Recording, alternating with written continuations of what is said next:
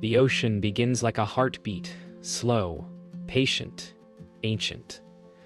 Sunlight falls through the surface in trembling ribbons, scattering gold across the blue. The divers descend in silence, expecting calm, routine, the familiar ballet of life.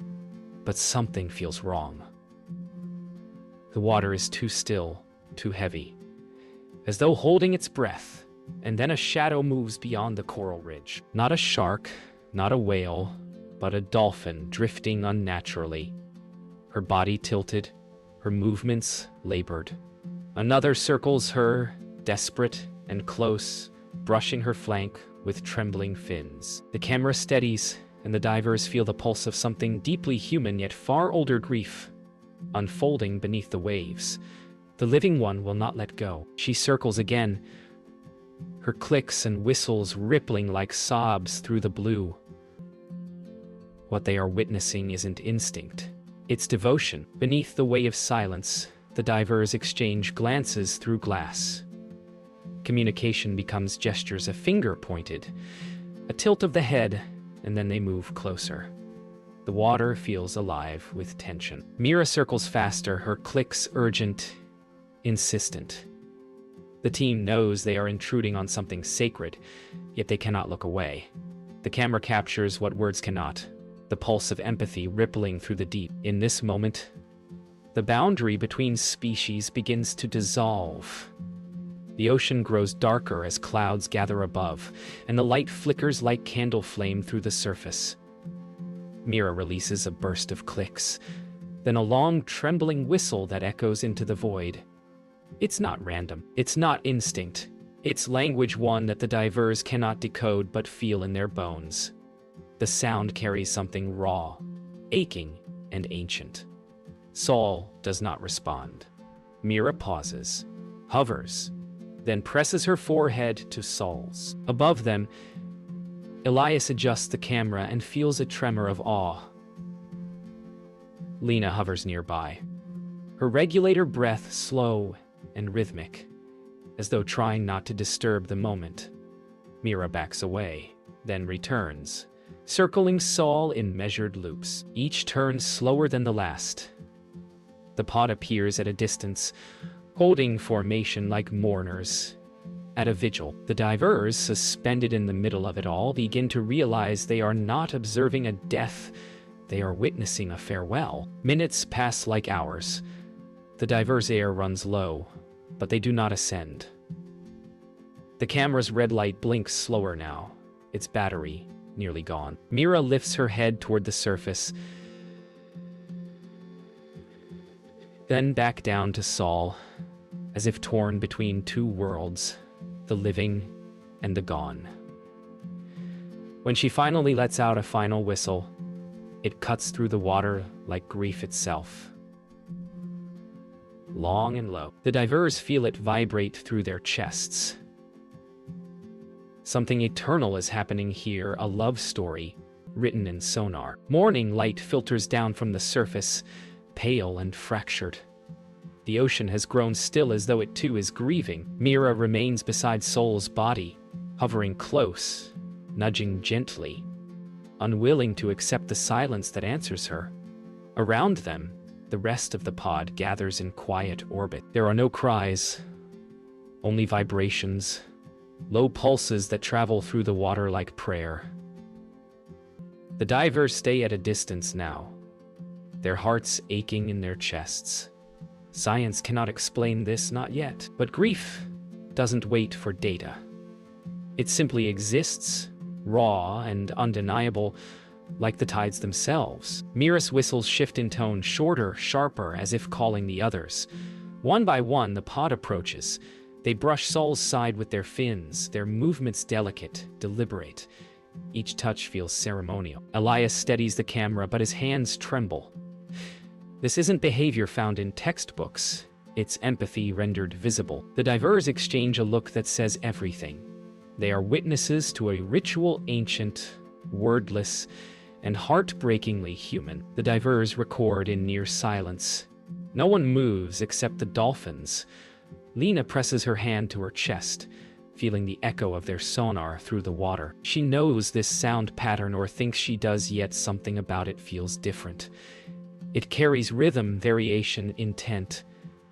Mira emits one final call, a sound that trembles with sorrow and urgency. Then, as if on cue, the pod responds, harmonizing in waves that make the sea itself seem to hum. The sound reverberates for long seconds, vibrating through the coral, the divers, even the camera frame.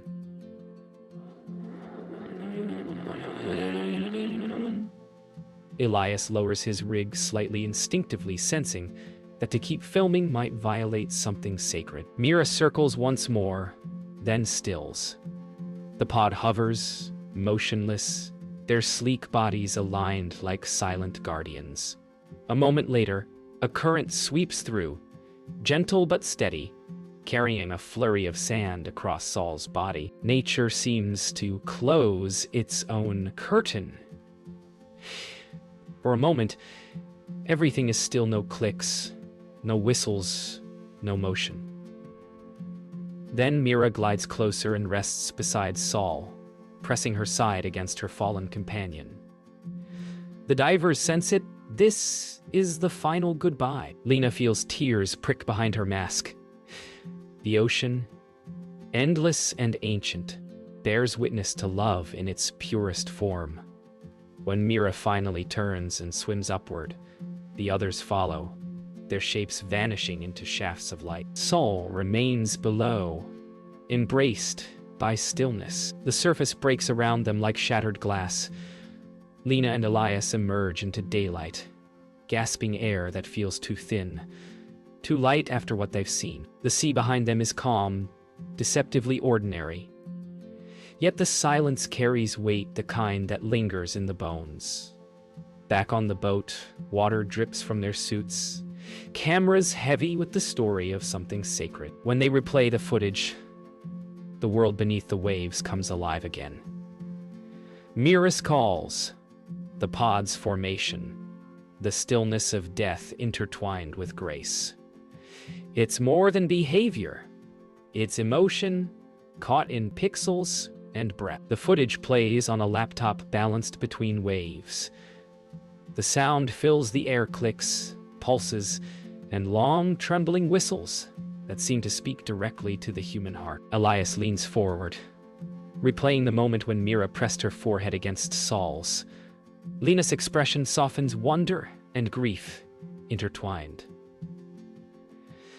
"This isn't random," she murmurs, her voice breaking the quiet. For a moment, neither of them are scientists. They are witnesses, souls shaken by the consciousness of another species, reaching across the gulf of silence. Night falls over the bay. The crew sleeps, but Lena remains awake, headphones pressed tight, listening to Mira's calls on loop. Each pulse, each whistle deliberate, rhythmic, layered.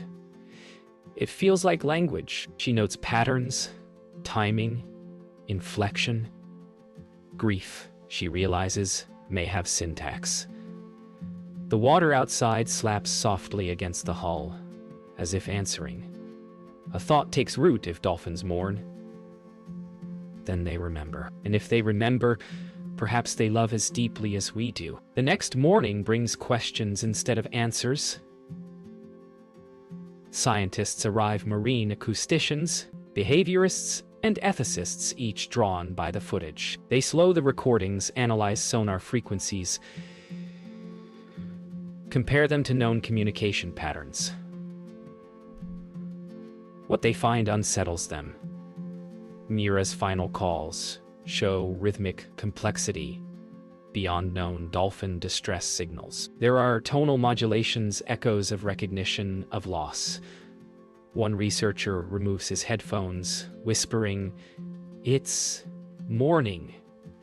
And for once, no one argues. By evening, the world knows. A short clip leaks online, 6 minutes of haunting underwater footage that spreads faster than any study ever could.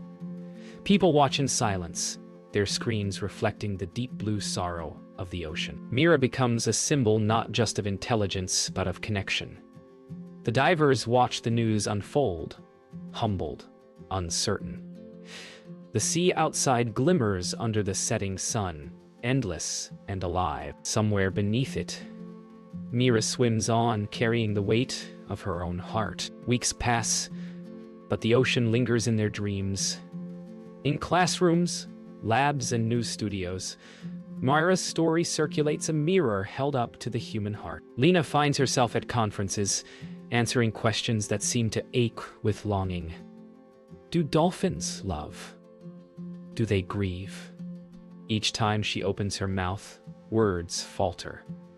Science offers language, but not understanding. The footage plays behind her. Mira's slow circles, the pod's quiet formation, and the audience sits in reverent silence.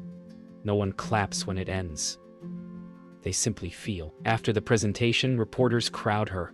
Cameras flash, microphones tilt forward, hungry for certainty. But Lena only shakes her head. It's not about proof, she says quietly. It's about presence.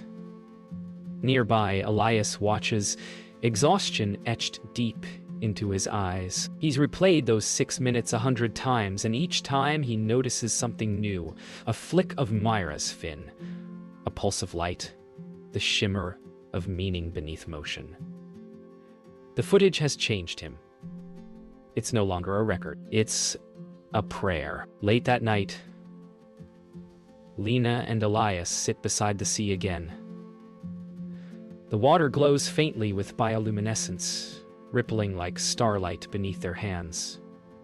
The sound of gentle waves carries memories of sonar and breath. You think she's still out there? Elias asks. Lena doesn't answer, she just listens. In the rhythm of the tide, she almost hears it.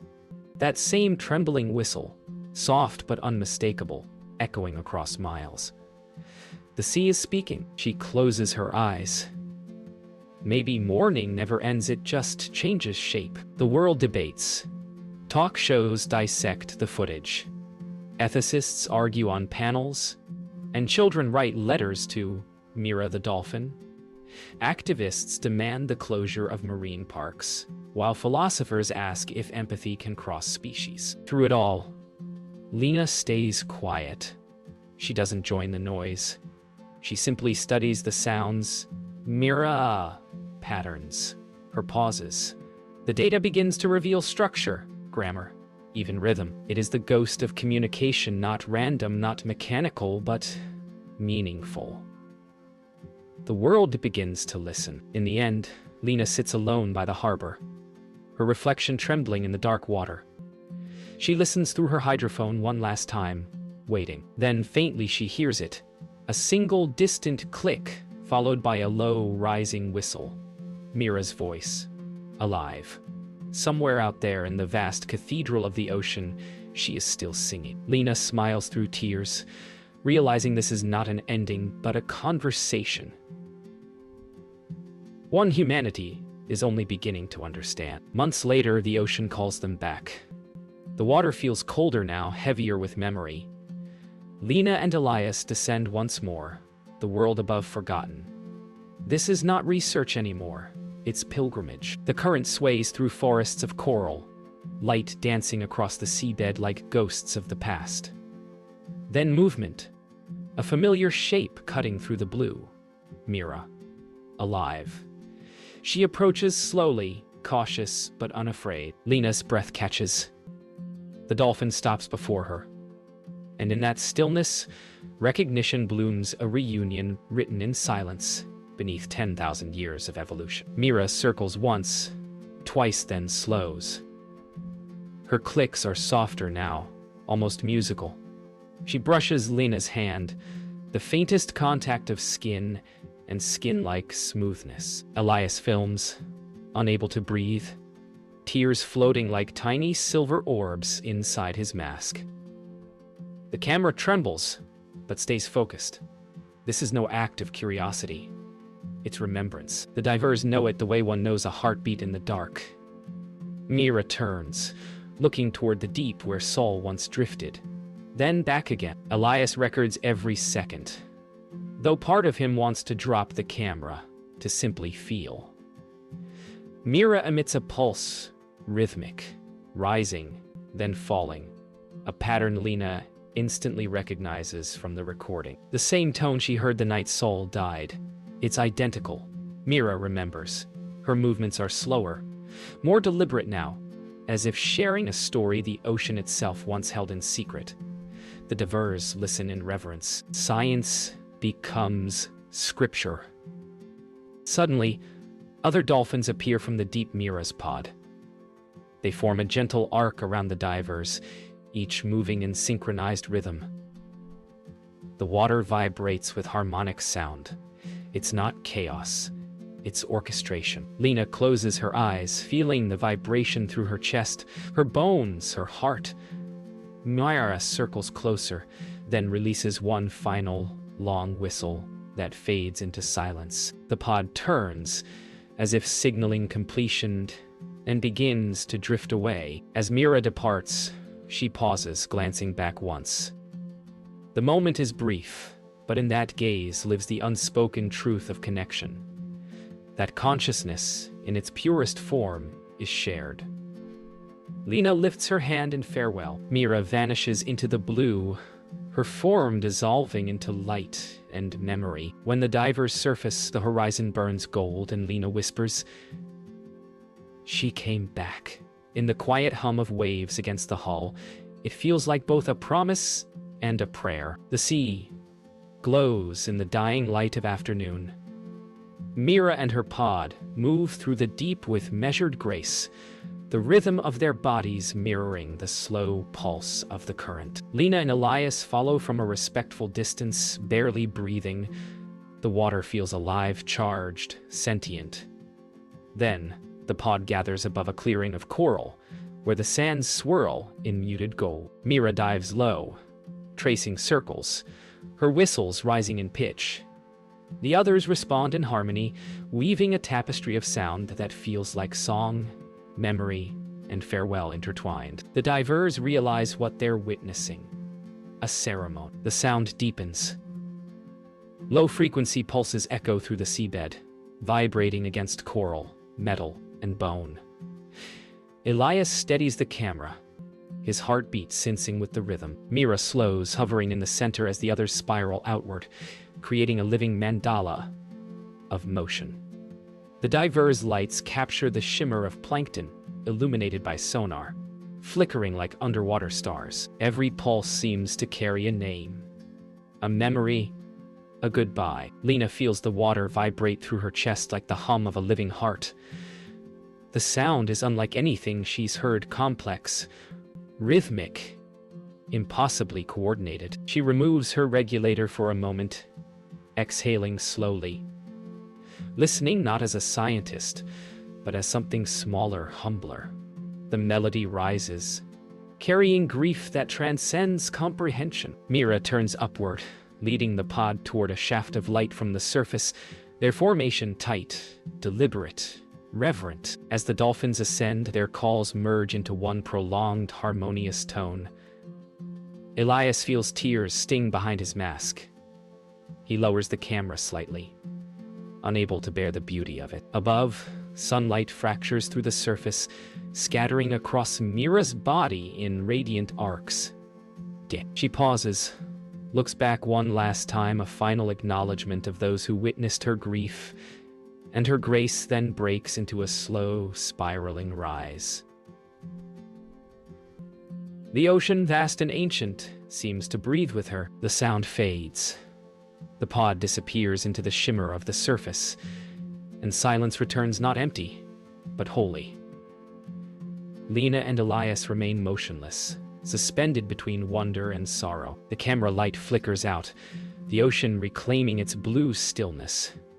They look at each other, speechless, knowing they've just witnessed something that language cannot contain. In that vast cathedral of water, they feel it, the pulse of the earth itself, ancient, eternal, alive. Months later, the footage of Mira's vigil circulates across the world, from classrooms to cathedrals, from conference halls to children's screens glowing blue in the night. It becomes more than documentation. it becomes scripture. In her voice, humanity hears echoes of its own longing for connection, for meaning, for compassion. Lena watches in silence as the film plays on a giant screen, her hands folded in her lap. The crowd doesn't applaud. They sit still, eyes glistening, the weight of understanding settling deep. Something inside them shifts. They will never see the ocean the same way again. Outside, the world stirs. Lawmakers debate, activists rally, and marine parks shutter their gates. School children write essays titled Mira's Song. Journalists speak of the empathy of the sea. But for Lena, is not about fame or recognition, it's about remembrance. Each wave that reaches the shore carries a faint echo of that whistle, long and low. The ocean, she thinks, has memory. And memory, like love, never dies, it only changes form. In his editing suite, Elias replays the footage for the 1,000th time. Each frame feels like a heartbeat, each sound a pulse of memory.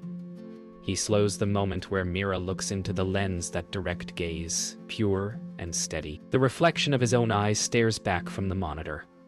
For the first time, he realizes what she saw that day. Not a machine, not a threat, but another living being searching for meaning. The camera becomes a confession. The ocean forgives him. Years pass. Lena retires from fieldwork, but her recordings continue to travel the world, inspiring scientists, artists, dreamers. One afternoon, she returns to the same coast where it all began. The tide is low, the air heavy with salt. She lowers a hydrophone into the surf, listening. For a long while, there is only the hum of the current, then faintly a sound, a whistle, rising, falling, familiar. Mira, or perhaps the sea itself, remembering her. Lena smiles, eyes glistening. She whispers into the wind, "We heard you." The screen fades to black. A final voice echoes, not human but oceanic, filled with longing and light. It's Mira's last call, now forever immortalized in film and memory. Over it, Lena's voice drifts like the tide. Perhaps the soul was never bound to land. Perhaps it has always belonged to the sea. The sound lingers low, trembling infinite, before dissolving into silence. Then only the heartbeat of waves remains, patient and eternal.